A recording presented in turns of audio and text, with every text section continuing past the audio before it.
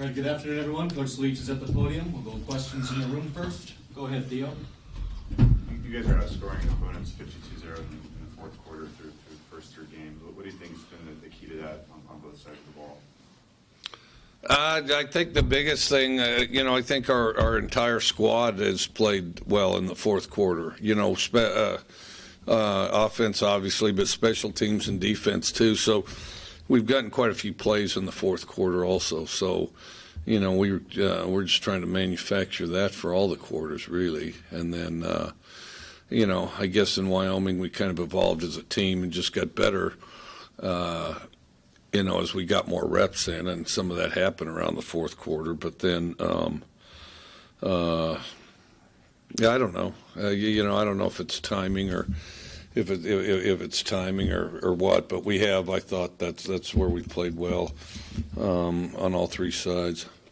Is that something you can at all simulate during practice? Is emphasizing and saying, okay, this is the fourth quarter of practice, and maybe treat it differently? Well, I don't know. Try to. I mean, shoot.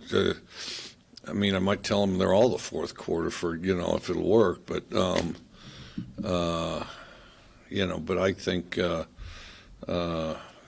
is something that we'd like to manufacture. So,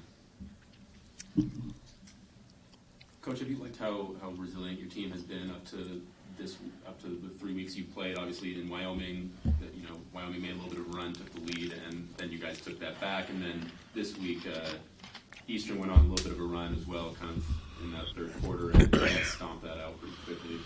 Well, I think the sides of the ball have complemented each other pretty well, and I think that we haven't had long lapses on either side, and then one side will take up the slack, and then we play. If we play together, then we're really strong. So you're trying to keep that going, But, we haven't been, one thing is we haven't spent a lot of time getting distracted, waiting for somebody else to play or waiting for the other side of the ball to do something. And we haven't done a lot of that waiting game. We've been able to, start out drives and situations pretty decently, I think. WSU's only beaten USC 10 times in their history, and you've coached 2 of those games. How much of that do you credit to, play the next play mentality, not focusing on outside distractions? Just if you execute, you're going to win. Well, try to focus on it. USC's a good team, and all we can do is play the best game that we can and try to isolate it to one play at a time. And, having the discipline to do that, that's easier said than done, but that's all you can really control. So, that's what we got to do when we play them. So. And so all our guys are looking forward to the challenge this weekend, I think. Do you think that your roster as a whole has bought into that mentality? I think they bought into the mentality. I think we need to improve at it. I think they've, got a sense of it, but I don't think that, we've exactly pushed our limits yet. Everybody can work harder than they think they can or do better than they think they can. And we have to continue to push that so we raise the ceiling on all that. Why do you think the defense has been able to click so well, so fast under Tracy? Well, because the philosophy never changed. Philosophy never changed, and we got a bunch of coaches back, and then he's coached for several decades and sorted, through I think a wide variety of the problems that exist defensively. So I think he's able to fix them quicker than a lot of guys, and so and then also we have a pretty highly motivated group starting with our off season. Mike, did you say recently that Leach was actually influenced by Cliff? I don't know that he was, but I know that when we were looking for defensive coordinators, we wanted the philosophy that Tracy had. And it was Tracy's type of philosophy that we were kind of isolating our search around. And then, of course, Alex had come from that. Not Tracy, but he'd come from, that type of philosophy, the pressure, the odd front, the shifting the front, that sort of thing. What do you think is Southern California's biggest strength this season? biggest strength. You know, they've got a defensively, they've got people back in all three phases, D-line, linebackers, and the secondary. Well, one thing I would say is they're kind of distributed between all three levels, and so I think that's challenging. It's not like one level just lost everybody. I mean, they all three levels have somebody back. And then offensively, of course, they're always explosive, you know. They have explosive players that if you don't keep an eye on, they can get a lot of yards real fast. So probably their team speed would be their biggest strength. Which kind of a two-part question here. Have you had much of a chance to watch or see the film of the USC quarterback JT Daniels? Yeah, we've been watching it. You know, I mean, heavily for the last 2 days, a little before that too. What are your thoughts on him? I think he's a real talented guy. And does a lot of good things, and we have to find a way to affect him. The second part of that question, what are your thoughts on starting a quarterback who should theoretically still be in high school right now? Yeah, I don't know. Starting quarterbacks, you just kind of pick the best one. If he's the best one, you start him. You know, I mean, you can stick Dan Marino out there, Joe Montana, John Elway, and Peyton Manning and Tom Brady, or I don't want to leave anybody out because so they get mad, Aaron Rodgers, and then you go out there and you fire away, and then pretty soon you figure out, oh, this guy's better, and you play him, you know. And then, you know, if you're at a junior high school, you do the same thing. So I guess they feel like he's the best one. He's really talented. He's extremely talented. Do you have any thoughts on high school players reclassifying and kind of skipping a year to jump ahead and playing college a year early? I think it's good if they're ready to. I mean, they just mentally they have to really want it. You know, I don't think it's not brutally challenging. I mean, because they're planning to do that eventually anyway. But you know, and a lot of these guys have been planning to since, like, say, freshman or sophomore year. So, you know, they've already got it in their head and, you know, sorted and have planned that direction. But if it's the kind of guy that you know, is going to miss high school, wants to have the last hurrah with his classmates, go to the prom, run track or play baseball for the last season, playing some of the all-star games, then they need to stay. Because, I mean, you know, if they're like looking back and feeling like they, you know, missed something, or because you only get to do high school once. If they feel like if they're going to feel like they missed something, I think they ought to stay in high school. But as far as guys that are ready to go, yeah, we prefer they come, and then because they get that much more training. What would you attribute to why a lot of young guys have success early, or a lot of freshmen or redshirt freshmen are being able to play well early on, just come straight out of high school? You know, I think it's more of a trend. I mean, you know, yeah, I get asked that some, and that's gotten to be kind of a fashionable story. And I think it's pretty much a red herring. I mean, do all these people playing these freshmen think that they're going to be lousy as seniors? I don't think they think that. I think they think some of these guys playing as freshmen are going to be even better as seniors, and I think they probably think that across the board. So I think it's probably been just kind of a trend where a few key names have kind of elevated the attention to it. In our conference lost several established quarterbacks who were all unheard of in a lot of cases before they started playing. And then, of course, everybody acts like, well, they all knew they were going to be great from the beginning. And but, yeah, I mean, the only thing I would ask, and I think there are some really talented freshmen, no question about it, but, you know, if those freshmen are better than seniors, I mean, I don't know. When do you bench them? Let's see. So you're a great freshman. Okay, you did really, and freshmen are always better than seniors. So let's see, is it sophomore year or early junior year? We'll bench you, and then we'll just get some new freshmen. I mean, I'm one that happens to believe that guys get better as they go along, usually, not always, but usually. So I think these promising freshmen are going to be even better as seniors. So. It seems like especially at the quarterback position, players are getting more specific training at a younger age, like before middle school even. Do you think it's a good thing that quarterbacks are working with kind of quarterback coaches at such a young age, or is there almost too much pressure on them? I think it goes all different ways. I think sometimes it's too much pressure, and there'll be some guy promising as a junior high kid, and they burn him out, and then he doesn't even want to play football anymore. I think that anytime somebody's doing drills and developing their footwork, and their skills, just their fundamental skills, I think all that's positive. I think all that's incredibly positive.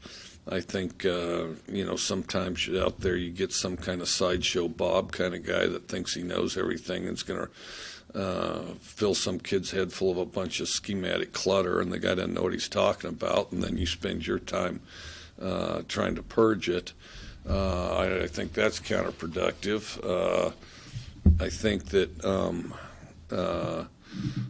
guys that have too many different coaches, because, any one of them, all of them may have good stuff, but, you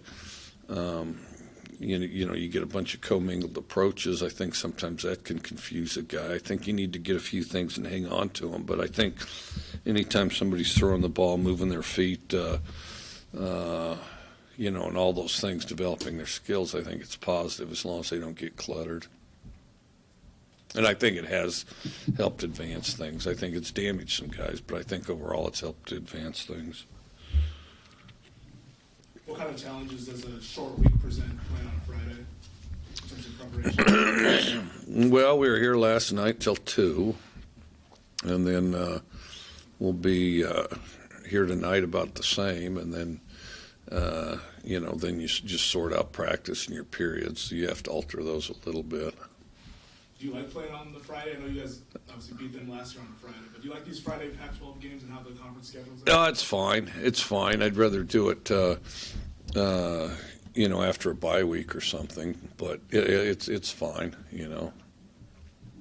Coach, you made comments at the Pac-12 Media Day about recruiting players and the challenges of getting guys from LA up here to play. You plan on going on any recruiting trips while you're down in Los Angeles? No. As a head coach, you can't. As a head coach, you can only see each person once, so that burns the visit, and I'm not allowed to talk to them now, so I can't afford to do that. The assistant coaches, we have a big enough window. We feel like that we probably won't do a lot of recruiting down there when we're going to play, but it's an opportunity, but it's not the whole end all you think. We got plenty of time, and we'll hit it hard when the time comes. And then we've got a few guys committed right now too. So, When looking at a recruit, how important is coachable talent as opposed to just natural raw talent? Well, the natural raw talent better become coachable pretty fast. Otherwise, he's not going to be here very long. He'll be someplace, but he's not going to be here very long.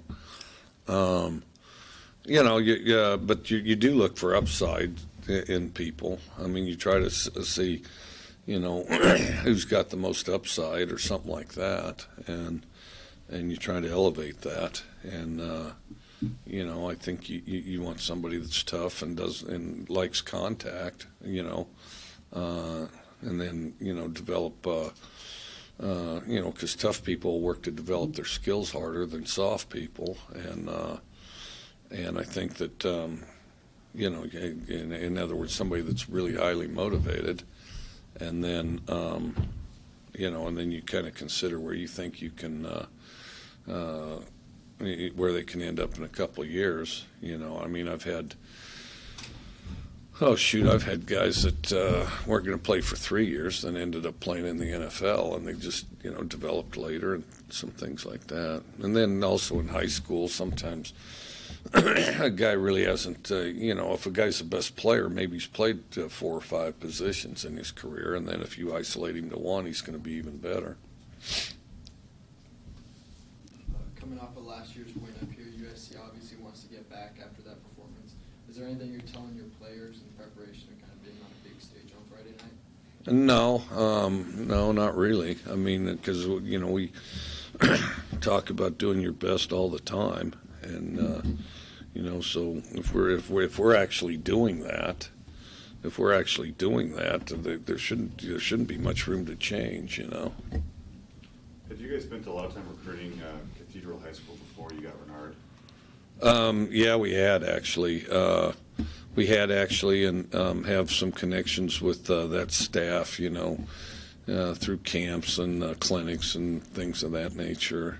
We had some, yeah. Jameer told us that they run an offensive system, actually a defensive system that are relatively similar to what you guys have here.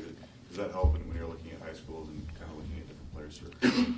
And it's not going to be much of a change? A little bit, but college in general is going to be a change. College in general is going to be a change, and then the other thing is you don't want to restrict yourself just to guys that have schematic things in common, because you want to, elevate your talent level wherever it comes from. With Renard and Jameer and Ali, did they also kind of help recruit each other when Renard came? Jameer and then Jameer got Khalid up here too. I'd be guessing at that. I suspect so. That Renard had a good experience, and then I imagine that that helped or provided information and things. But I don't know. Let's go questions on the phone line for Coach Leach. Hey, Coach, Scott Hansen at the Seattle Times. I was curious if the team had exceeded your expectations through the first 3 games. No, I can't. Not really. Not really. I mean, our expectations start out pretty high, and we had a really good off season, and then also, of course, we got a pretty good preview internally of our guys. Both in the off season and in spring football. But we are highly motivated and have pretty good chemistry going right now, so we want to keep that going. Did anybody who surprised you with how they played? What do you say? Has anybody surprised you how well they've played? Shoot, I guess some of the freshmen are ahead of what I thought they might be. I mean, I don't have anybody specifically, but just in general, I think our freshmen are further along than some of us thought they might be. Thanks. Yeah. Any other questions on the phone line? Okay, back in the room. All right. You mentioned that internally you guys saw a lot of potential with this team, and you see stuff like, not picking you guys to be picked high in the Pac-12 North. How does it feel now to be 3-0 and cruising right now as a team when you saw stuff like that in the preseason and thoughts outside the program? Well, we're kind of used to that. I mean, we won a bunch of games in the last 3 years, and they didn't think we were any good those years either. So, I pretty much ignore that. If I valued those opinions, they'd probably get a call. I'd ask them what plays we should run, what they like on third down, who we should recruit, and ironically, none of those people got one call. And so I don't know if I'm missing the boat on that or not, but right now I have no plans to call them. So. Coach, do you think your team has done a good job of keeping that outside noise outside and not worrying about it? I hope so. You never know, but I hope so. I think so, but it's something that I think we've got to constantly stress and constantly focus on. What do you see out of their linebacker, Porter Gustin, on film? He's not playing the first half, but when he is on the field, what does he give them defensively? Good, explosive, long guy with all kinds of reach and range, both physically and because of his speed. He's a good player. Gardner Minshew coming off Pac-12 Offensive Player of the Week. How have you been impressed so far with this being able to fit in with the air raid offense? Well, he played some of it in high school. I think he's done a good job. I think the biggest thing was, a little bit schematically, but just getting used to the players around him, because we have a very young receiving core and who haven't played a ton of snaps overall, and so then them getting used to him getting used to them, and as they kind of develop, and then just kind of synchronizing the timing around it, and I think that's improving, and I think it did last game. What do you think it says about Minshew and the team as a whole that you guys went 6 for 6 in the red zone this week against Eastern Washington? Well, it was 7 for 7, but who's counting? I thought it was good. I thought it was good. I mean, that's one of the things. You want to make sure that you get in there.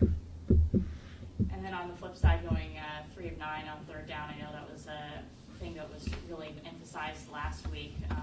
What do you think is going on there, and are you guys still focusing on that?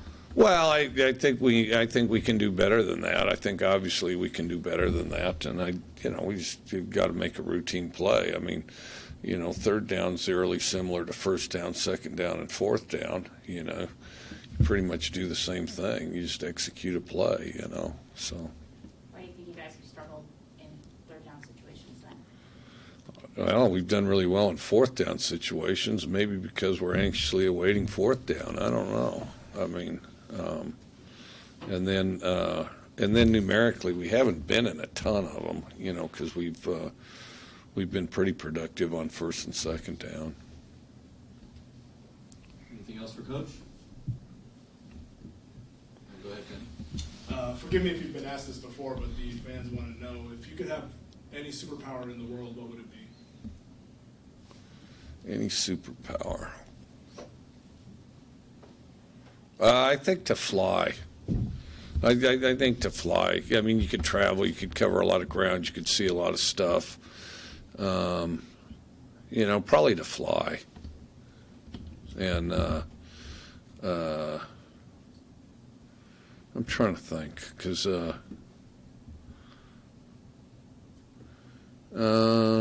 yeah, probably to fly. Invisible's tempting, but super strong, then all you're doing is bench pressing all the time. Real fast. I mean, then you're just on kind of long, fast jogs. Invisible would be fun. You could scare the hell out of some people if you're invisible. Ghosts have been doing it for years, so they enjoy it. I think to fly, because just the dimension of all the places you could travel, and then all the perspective you could see things from. Are you thinking about it from like a recruiting standpoint, or just like an adventurous kind of standpoint? Well, adventurous, but I think flying would help recruiting too. Now, I mean, invisible, there's some stuff could happen recruiting as well, but no, flying would definitely help recruiting too. I'm also curious. Are you satisfied with where the team is at in your Pac-12 play? What's that? Satisfied. Are you satisfied with where the team is at entering the conference play? I'm glad we're 3-0. I'm glad we're 3-0. I think we have to improve, and we have to improve a lot this week quickly. And we have to make sure that we get a week better this week. Thanks. I'm also curious, because tonight the SpaceX is going to announce the first private citizens that they're going to allow flying near the moon and stuff. Would you ever be curious in doing something like that, or is that something you ever thought of? I'll wait till they work the bugs out on that one. I'm not the. I don't want to be the first one in case they don't have it all sorted and disorganized, and then I want to wait until the lines diminish a little to do it, and then maybe then. Anything else for Coach? All right, thank you, Coach. All right, thanks.